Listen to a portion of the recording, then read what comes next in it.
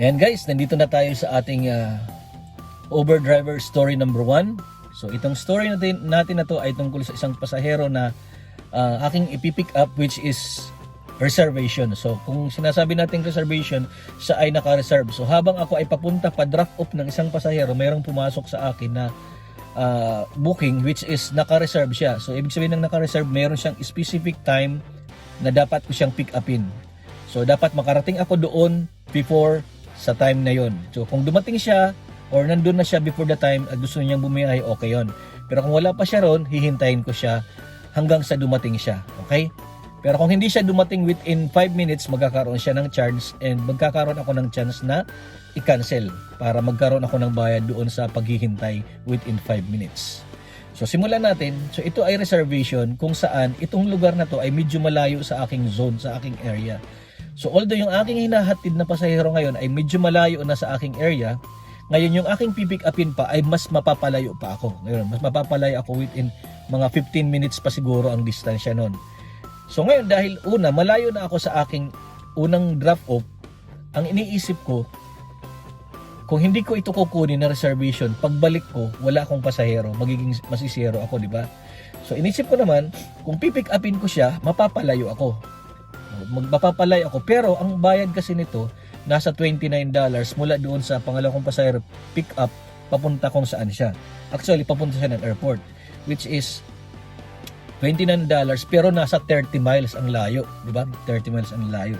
Kasi iniisip ko kasi pag minsan hangga't kaya ko, iniisip ko $1 per mile. Kung kaya kong gawin yun, $1 per mile, okay sa akin yun. Pero dito, lugi na ako actually. Kasi pipick upin ko siya ng 15 minutes, which is nasa ano yun, na mga 7 to 10 miles. So lugi na ako doon.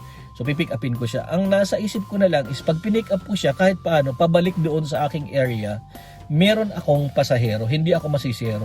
Kasi kung hindi ko siya pipick upin, babalik ako ng wala. Oh, di ba? Di ba? Parang ganun ang scenario. So ang ginawa ko, pinick up ko na lang or inaccept ko na yung reservation. So pipick upin ko siya ng mga 10 to 15 minutes. So ang bayad sa akin ay lugi ako ng mga $10, mga ganon. Kasi pipick upin ko siya ng $29 yung bayad niya papunta doon, pero ang biyahe ko sa kanya mula sa pick up ay nasa 30 miles. So ngayon, ayun, pinick up ko na siya. Pag pick up ko sa kanya, pagpunta ko doon sa lugar, medyo kasi subdivision, so paikot, papunta sa entrance. Although nakita ko na siya doon sa isang side, which hindi ko magawang paraan na pumasok agad doon sa malapit kasi meron talagang mga entrance, hindi basta-basta makapasok. So ang nangyari, napuntahan ko na siya. So nandun na siya, sabi ko nga kanina, nakita ko na siya. So ready na siya, naghihintay na siya. So ayun, pagsakay niya, meron siyang bagahe, binuksan ko yung likod para ilagay yung kanyang luggage, lahat. So nagkwentuhan kami, anong sitwasyon ngayon sa traffic, ganyan. So papunta daw siya ng airport. Sabi ko, medyo matraffic sa airport pero okay naman, kaya naman. So ngayon ay medyo gabi na. Kaya minsan sa gabi, mga 7 or 8, medyo matraffic kasi nagdadatingan yung mga eroplano. So ngayon, yung papunta namin habang kami nagbibiyahe, hindi naman ganoon ka traffic kasi medyo malayo, dumadaan sa freeway, medyo mabilis lang ang takbo. So which is nasa ganoon 30 miles, medyo kaya nating kunin ng mga 30 minutes din para 1 mile, di ba? $1, parang ganon. Pero siyempre nag-iingat pa rin tayo kasi freeway yan, delikado, mas maraming disgrasya diyan, and pag na-disgrasya ka sa freeway, usually malaki yung impact kasi matutulin yung sasakyan. 65 miles per hour, 75 miles per hour. So mahirap masagi lang, delikado. So ayan, kahit paano pa rin tayo, nag-iingat pa rin tayo. Although, siyempre tinatakbo natin siya ng sakto lang para din hindi tayo masyadong malugi. So ayun, habang papalapit na kami sa airport, papunta na kami sa may rampa kasi papuntang second floor ng airport kung saan ko siya ibababa. So hindi pa ako nakakahinto. Naghahanap pala ako ng spot kung saan ko siya ihinto kasi minsan pagka sa airport maraming mga sasakyan. So hanapan mo ng spot kung saan ka hihinto kasi minsan may naninita rin na kung mali yung pagka-parking mo. So hindi ko pa actually stop talaga yung sasakyan. Mayroon na siyang inabot sa akin. So nakaganito yung inabot niya sa akin. So ngayon, nakaganito, wala pa akong ginagalaw. So ibig sabihin, bago kami umalis siguro doon sa lugar nila, naka-reserve na yung ibibigay niya sa akin. So nakatupi na siya ng ganon. So malamang nasa bulsa na niya yon. So ngayon tiningnan ko kung ano yung binibigay niya kasi nakaganon dito sa likod ko. Ayan. So sabi ko, oh, thank you very much. So ayan. So ayan, makikita niyo. Yung isa ay $10. Yung isa naman ay meron sa loob 5. So ayan. So meron tayong $15. So meron tayong $15 na binigay. So ngayon hindi ko alam kung natansya niya yung aking pick up sa kanya. Kung naisip niya gaano kalayo ako sa kanya para siya magbigay ng ganong amount, or kung gustong-gusto niya lang magbigay ng tip, di ba?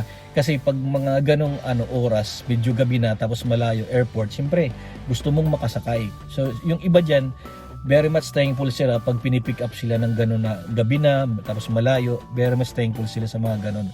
So kaya siguro isa sa mga dahilan yan kung bakit siya nag-share or nagbigay ng tip. Kasi yung iba kasi medyo, yung iba, lalo na ako minsan nag-iisip din ako pag malayo tapos di ko kabisado yung lugar. Minsan hindi ako nagpipick up kasi nga una di ko kabisado yung lugar. Tapos baka matraffic or ganon. Pero dahil sa sitwasyon na yon, malulugi ako pabalik. Ginusto kong i-pick up siya. And alam ko naman na papunta siya ng airport, hindi ako logi doon kasi ang mangyayari pagdating ko ng airport, 99% meron akong makukuha agad na pasahero. Pag stop ko pa lang doon, pagka-drop ko sa kanya, pagka-end ko ng kanyang travel, complete trip, pagka-pindot ko ng complete trip, automatic yan pag nasa airport, 99% may papasok agad na pasahero.